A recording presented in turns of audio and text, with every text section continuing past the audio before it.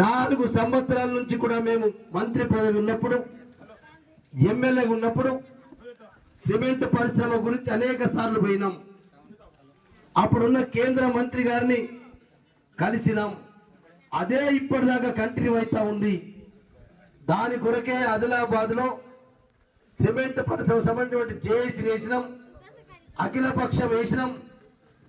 మరి ఆ రోజు అఖిల పక్షంలో అన్ని అపోజిషన్ పార్టీలన్నీ కూడా వచ్చినాయి.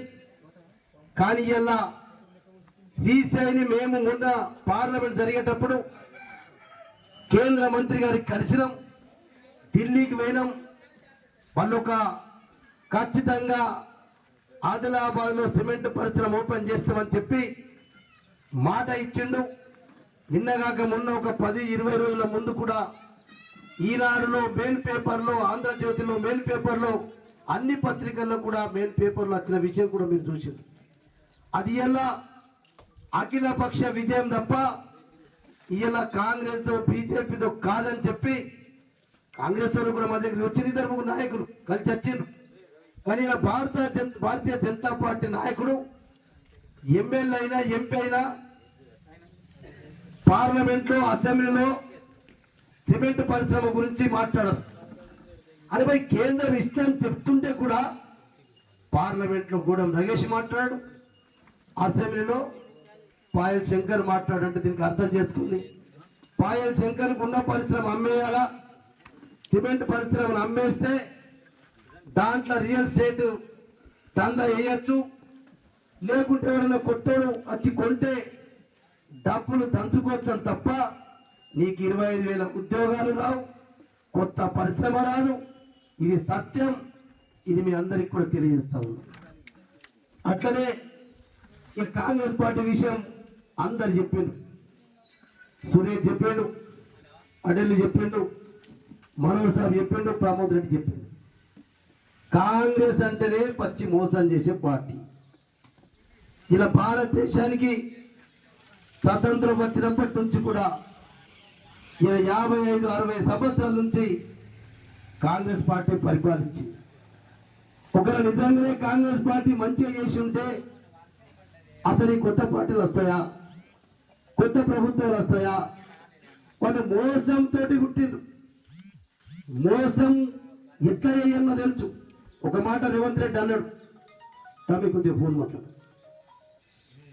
నేను ఒకటే చెప్తున్నా, తెలంగాణ ప్రజలు అబద్ధాన్ని నమ్ముతున్నారు.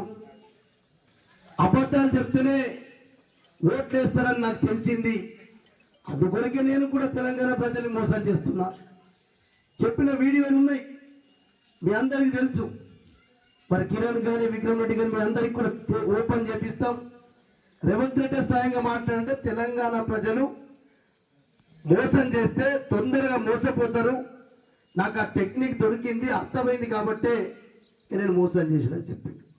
అందుకొరకే రేపు మనం ఊళ్ళల్లో ప్రచారం చేయవలసింది ఏంటంటే, ఎందుకంటే కనీసం సర్పంచ్ గెలిస్తే ఏమవుతుంది?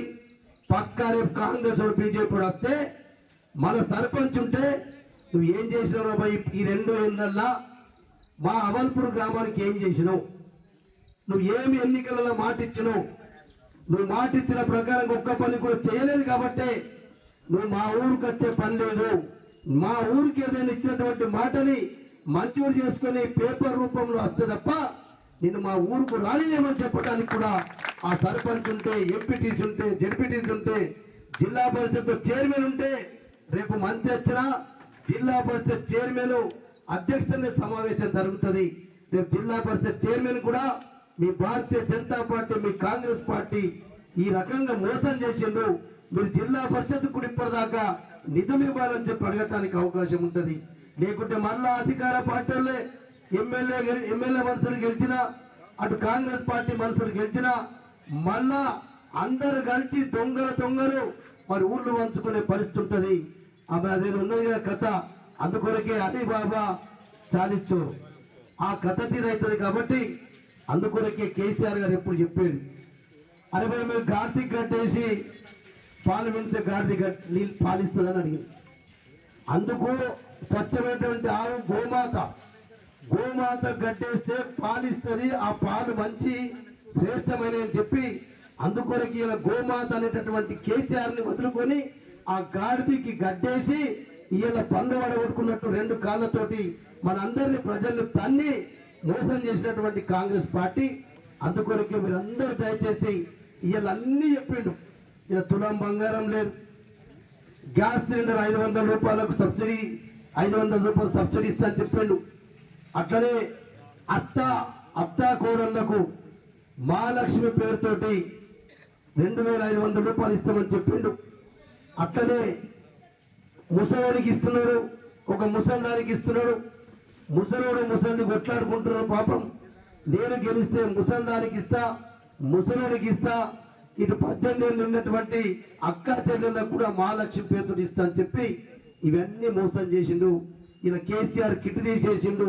ఆడబిడ్డ ఉడితే మరి ఇలా 13,000 ఇచ్చినాం, మగబిడ్డ ఉడితే 12,000 ఇచ్చినాం, కేసీఆర్ కిట్ ఇచ్చినాం.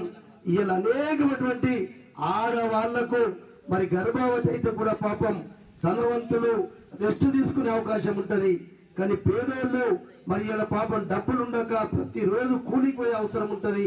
అందుకొరకు ఇలా ఆ కూలీ నాలి చేసుకున్నటువంటి వాళ్ళకు కూడా మరి ఇలా మనము అయితే 13,000 12,000 ఇస్తే ఈ కార్యక్రమాన్ని దాన్ని చేసుకోవచ్చన్న ఉద్దేశంతో ఇలా మనం ఆ కార్యక్రమం చేస్తే కేసీఆర్ గారు ఎన్ని కార్యక్రమాలు ఆడవాళ్ళకు సంబంధించిన చేసినా, రైతులకు సంబంధించిన చేసినా మరి వీళ్ళందరినీ కూడా మోసం చేసినటువంటి విషయం మీకు అందరికీ తెలుసు. ఇలా ఉపాధి హామీ వేసినటువంటి రైతు కూలీలకు కూడా 12,000 రూపాయలు ఇస్తా అని చెప్పి రైతు కూలీ అవలపుళ్ళు ఎందరి మందికి వచ్చినా సురేష్? రైతు కూలీలకు ఎవరికి రాలేదని వస్తే వచ్చి ఉండొచ్చు ఒక 2-3. జగనత మండల హెడ్ క్వార్టర్లోనే 800-900 మంది జాబ్ కార్డు ఎలిజిబుల్ ఉంటే 3 ఇచ్చిండ్రు. ఇది కూడా రైతు కూలీలని, రైతులను, మహిళలను అందరినీ కూడా ప్రతి ఒక్కరిని కూడా మోసం చేసిండ్రు. అందుకొరకే నిరుద్యోగుల్ని కూడా పూర్తిగా సంవత్సరానికి 2 లక్షలు ఉద్యోగులు ఇస్తామని చెప్పి మనోహర్ సాబ్ చెప్పినట్టు మనగుట్టినటువంటి బిడ్డల్ని మా బిడ్డలని చెప్పుకునేటంత దౌర్భాగ్యమైనటువంటి ముఖ్యమంత్రి రాష్ట్రానికి కావడమే ఇలా శని. కాబట్టి మనం ఇచ్చిన 60,000 పోలీస్ కానిస్టేబుల్ మనం ఇచ్చినాం, హెల్త్ డిపార్ట్మెంట్ మనం ఇచ్చినాం, గ్రూప్ 1 నోటిఫికేషన్, గ్రూప్ 2 నోటిఫికేషన్లు ఒక 2 వాళ్ళు ఇచ్చినాయి. నాకు తెలిసి 12,000 ఉద్యోగాలు 62,000లో 50,000 ఉద్యోగాలు మనము నోటిఫికేషన్ ఇచ్చినాం, మనము ఎగ్జామ్ పరీక్ష పెట్టినాం, టెస్ట్లు అయిపోయినాయి. కోర్టులో కొంతమంది కోర్టు పోవడం, అప్పుడు ఎన్నికలు రావడం, ఈ రకంగా ఈ జరిగింది. అందుకొరకే మీరు అందరూ అర్థం చేసుకోవాలా, ఎందుకు గెలుస్తాం, ఎందుకు ఓడిపోయాలా, ఇప్పటికైనా పనులు జరుగుతాయనే ఉద్దేశంతో మీకు మనవి చేస్తున్నాం. ఎందుకంటే ఈరోజు మీ అందరికీ తెలుసు, చాలా ఇప్పుడే మా ప్రమోదుడు చెప్పింది, కులాల పేరుతోటి మతాల పేరుతోటి ఎన్నికలకు వస్తున్నారు. మనం అందరం కూడా ఏ కులమని ఏ మతమని కాదు. మీరు ఒక్కసారి ఆలోచన చేయండి. ఇలా మాదిగ సంక్షేమ సంఘానికి ఇలా మనం 1-2.5 ఎకరాల భూమి ఇచ్చినాం. మాల సంక్షేమ సంఘానికి ఇదే ప్రాణాలు గారు మాల సంక్షేమ సంఘం జిల్లా అధ్యక్షుడు ఉంటే దగ్గర 1 కోటి రూపాయల జాగా ఇచ్చి 45 లక్షలతోటి 50 లక్షల రూపాయలతోటి మాల సంక్షేమ భవన్ కట్టించినాం. అట్టనే యాదవ సంఘం భవన్ కట్టించినాం, మరాఠా సంఘం భవనం కట్టించినాం. అట్లా పోయితే ఇలా అన్ని కులాలకు ఇలా ఎప్పటి నుంచో మరి ఆదిలాబాద్ అంటేనే వామన్ రెడ్డి రామచంద్ర రెడ్డి, వామన్ రెడ్డి రామచంద్ర రెడ్డి. మరి అప్పుడు ఇద్దరే పెద్ద మనుషులు మరి ఎన్నికల్లో నిలబడితే ఎవరో ఒకరు గెలిచేది. కానీ ఏ రెడ్డి కూడా ఎమ్మెల్యే గెలిచినా రెడ్డి సంఘానికి కూడా ఎవరు చేయలే. కానీ నేను ఒక బీసీ మనిషినైనా ఇవాళ నాకు అందరూ సమానమే. కాబట్టి ఇవాళ కనీసం మీరే చూస్తారు, మొన్న 60 లక్షల రూపాయలతో కట్టినటువంటి బిల్డింగ్ ని కూడా ఇనాగ్రేషన్ మనమే చేసినాం. మరి రెడ్డి సంక్షేమ సంఘం హాస్టల్ కూడా ఇలా కోట్ల రూపాయల జాగతోటి నేను నాకు ₹1 కోటి ఇస్తుంటే 75 లక్షల రూపాయలు ఎమ్మెల్యే ఫండ్ నుంచి ఇచ్చినటువంటి రెడ్డి సంఘానికి ఇచ్చినాం. మున్నూరు కాపు సంఘానికి కూడా డెవలప్ చేసుకున్నాం. ఆర్య వైశ్య సంఘానికి కూడా 70 లక్షలు ఇచ్చినాం. బ్రాహ్మణ సంఘానికి కూడా ఇచ్చినాం. ఈ రకంగా చెప్పుకుంటూ పోతే ఎస్సీలకు, ఎస్టీలకు, బీసీలకు మైనార్టీలకు అన్ని కూడా ఇచ్చినాం. మరాఠా సంఘం అదనాబాద్ ఇచ్చినాం, బేలాల ఇచ్చినాం. ఇవన్నీ కూడా పూర్తి చేసుకున్నాం. ఎందుకు చెప్తున్నంటే ఏం మతిమరలే, నువ్వు అంటే అందరు చేలలో పోలని చెప్పి నువ్వు చెప్పినావు కదా. ఇక్కడ కూర్చున్నది ఇది ఎవరు ఇచ్చిండ్రు? మనమే ఇచ్చినాం. బాజీరావు మహారాజ్ మందిరం మనమే ఇచ్చినాం. ఈ గ్రామ పంచాయతీ భవనం మనమే కట్టినాం. ఆ రైతు వేదిక మనమే కట్టినాం. పులాజీ బాబా మందిరం మనమే కట్టినాం. ఆ కంప్యూటర్లు ఇలా పెద్ద మంచులు ఎండాకాలం అక్కడ కూర్చోటానికి కూడా మీరే మంచాలు వేసుకొని మంచిగా బెంచీలు వేసుకొని కూర్చుంటున్నంటే ఇలా చెప్పుకుంటే చెప్తున్నా కదా. ఇగో సవారీ బంగ్లా కాదు, మనం అవల్పూర్ గ్రామంలో దాదాపు 4,16,00,000 రూపాయలతోటి సీసీ రోడ్లు కానీ ఇవన్నీ చేసినాం. ఒకటి మనం చెయ్యండి, పేదోళ్లకు ఇండ్లు కట్టియలేదు. ఇది వాస్తవం. కట్టించిన ఎట్లా కట్టించిన ఇప్పుడు మా మంగేష్ ఉన్నాడు, మంగరుడు అక్కడ జాగా ఉండే సర్కారుది 150 ఇండ్లు ఇచ్చినాం. మంగేష్ పోయిందా? 150 ఇండ్లు ఇచ్చినాం. అట్లనే ఇప్పుడు పార్టీ మారిన వ్యక్తి మసాలా బి సుదర్శన్ ఊళ్ళో కూడా 100 ఇండ్లు ఇచ్చినాం. అంటే అప్పుడు ఏముందంటే ఎక్కడైతే ఒకటే దగ్గర కట్టుకునే అవకాశం ఉంటుందో గట్ల ఇచ్చినాం. ఆదిలాబాద్ హెడ్ క్వార్టర్లో 2,500 ఇండ్లు కట్టినాం. కానీ పేదోళ్లకు ఊళ్ళ జాగాలకి ఇస్తేనే మంచిగా ఉంటుంది అనేది అనుకోలేదు. అట్లా జరిగింది కాబట్టి మీరు ఇప్పుడు రేపు చెప్పేది ఇక కేసీఆర్ రైతులకు చేసిండు, అందరికి అన్ని వర్గాలకు చేసిండు. ఇప్పుడు పాపం మిగిలిపోయిన డబుల్ బెడ్రూమ్ ఇల్లే కాబట్టి ఖచ్చితంగా మొదటిసారి రేపు కేసీఆర్ ఖచ్చితంగా ముఖ్యమంత్రి అవుతాడు. మీ అందరూ అదే చెప్పి మళ్ళా కారు సర్కారు వేస్తుంది, కేసీఆర్ వేస్తాడు. ఖచ్చితంగా మీరు అందరూ కారు గుర్తుకు సర్పంచ్ కంటే కారు ఉండదు. మనం అప్పుడు సర్పంచ్ క్యాండిడేట్ తీసుకొని ఇంటింటికి తిరిగి ఇగో కేసీఆర్ మనిషి అని చెప్తాం. అట్లనే రేపు ఎంపీటీసీ, రేపు జెడ్పీటీసీ అన్ని కూడా గెలిస్తే రేపు కేసీఆర్ గారు ఖచ్చితంగా ముందు కట్టించేది డబుల్ బెడ్రూమ్ ఇల్లు అని చెప్పి మీరు ప్రచారం చేయవలసిన కూడా అవసరం ఉంటుంది. అదొక్కటి పొరపాటు జరిగింది అనుకుందాం, కానీ దళిత బస్తీల భూములు ఇచ్చిన అవల్పూర్లా. అట్లనే మందిరాలు ఎన్ని కట్టించినా మీకు తెలుసు. పశువుల పానాదులు, ఇంకేదో పానాది ఒకటి ఆపిండని సురేష్ అన్నాడు, వాళ్ళు అడ్డం పడుతున్నాడు ఇప్పుడు మరలా అని చెప్పిండు.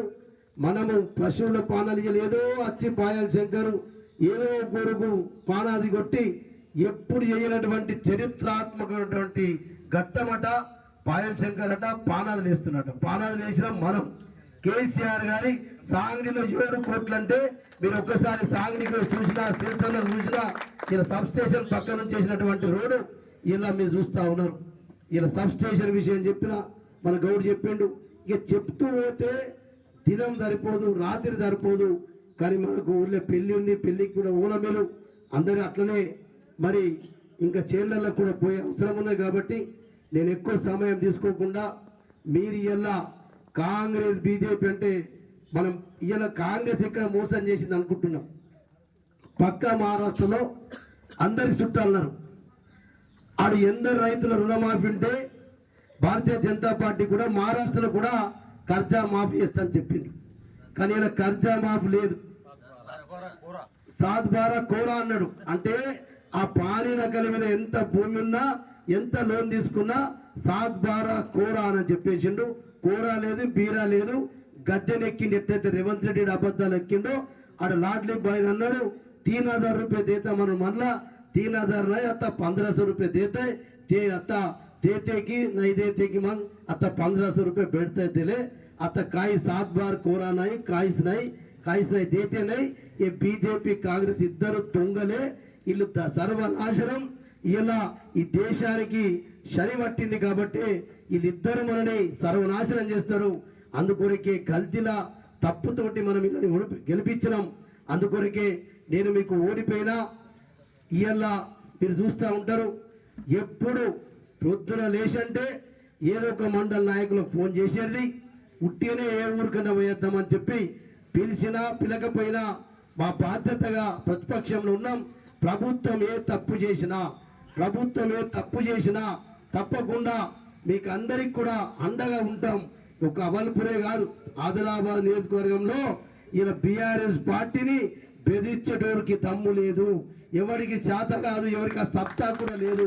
కానీ ఇలా ప్రజాస్వామ్యంలో ఇలా మనకు ఓటేసుకునేటువంటి అధికారం ఉంది, వ్యక్తి స్వేచ్ఛ ఉంది. కాబట్టి మనకు నచ్చనప్పుడు, మన పార్టీలు మనకు మోసం చేసినప్పుడు ప్రజలు తిరుగుబాటు చేస్తారు తప్ప దీంట్లో పెద్ద కథ కాదు.